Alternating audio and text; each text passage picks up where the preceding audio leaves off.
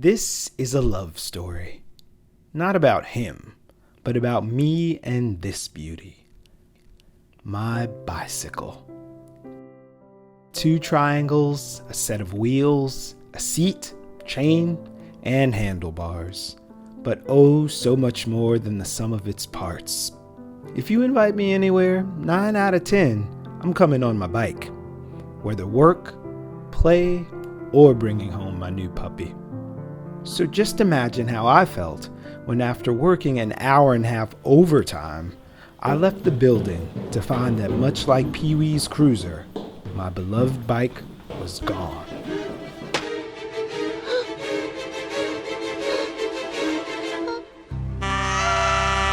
Just like that, I unwillingly joined one of NYC's least exclusive biking societies. Not critical mass, but the victims of bike thievery.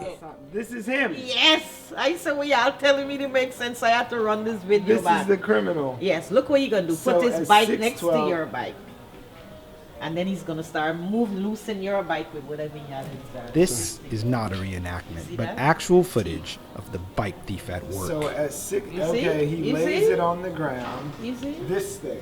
Yeah. Yeah. Watch. Look what you doing. So this is the very thing he used. Watch. It's in between. Wrenching.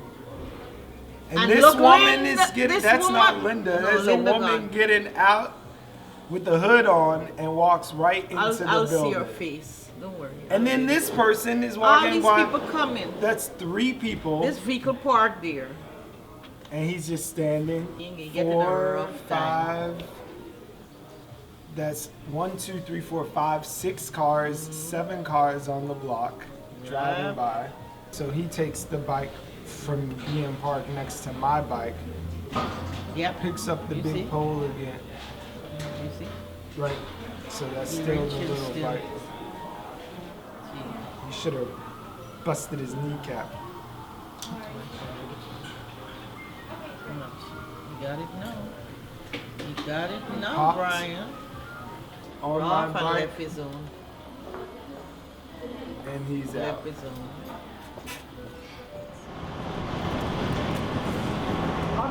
Citywide in 2014, the NYPD processed more than 4,100 reports of stolen bikes.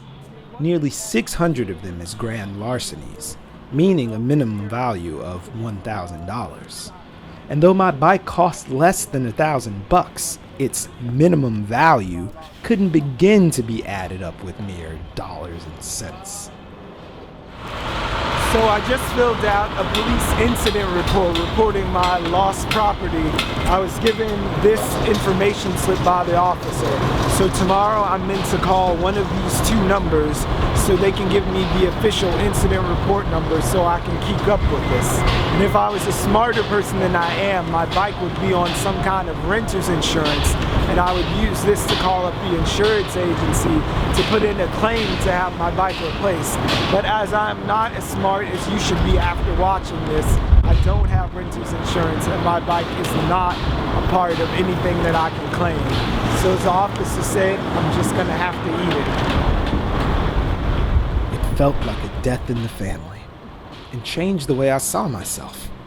Not to get all existential, but what is a cyclist without a cycle?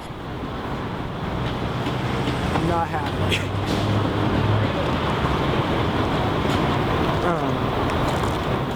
So I'm here with my bicycle gurus. You of course recognize Bike Snob NYC himself and Mike Rodriguez, the owner of Bicycle Station here on Park in Adelphi under the BQE in Brooklyn.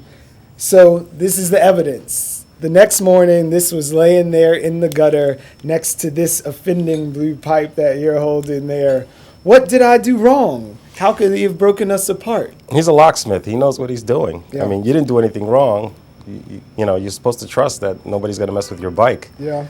But he understood the limits of that lock. He tweaked it to the point where it was a breaking point. There is a breaking point. That's why the tougher locks are thicker and heavier. Okay, so in this pole versus this lock, this lock is Yeah. always going to lose. Big pipe, little pipe in a sense, you know what I mean? Is that Archimedes? Give me a large enough lever.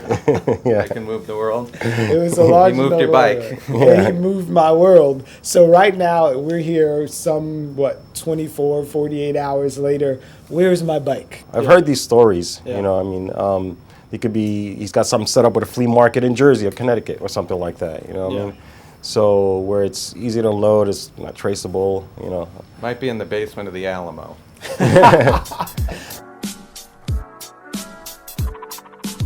Pee-wee's big adventure led to the Alamo, but I have my eye on Chile, where a group of engineering students seem to be very simpatico with my predicament and have built the world's first theft-proof bike. But a little closer to home, What do you have here in Bicycle Station right now that could keep me from being a victim again? Well, I have like a lock like this, which is going to offer you a lot more resistance. Yeah. You know, because you see the heaviness, the beefiness, the thickness of the shackle. So Okay, this it's shorter is gonna also. stand up to this guy. Let's do a little test. It's so much more resistance that he will never get it to the point of even bending it. It will Because start to it's twist shorter again. or because it's thicker? Because it's shorter, so it's less flex. Okay. And with the pipe in here and the bike in there, there's not a lot of room to work. with. Right. Here you got all kinds Right, of so this is my bike in there, represented by these three fingers, so there is less room to jam. Yeah, and most likely you're going to end up mashing, twisting the frame, the tubes Yeah. on the frame. So, I mean, unless you want the bike for its parts and you don't care, Yeah. that would justify, okay, fighting to the end to get the bike. Right, Because there are those kind of thieves where Yeah. they want the parts. You know what I mean? so go short. Size matters. You do sort of have to be emotionally prepared every time you ride your bike that this could be the last time. It's very easy to forget that when you're riding around. thanks, Bike Snob. And to that, let me add, it's better to have loved and lost than to never have ridden at all. This is when I ride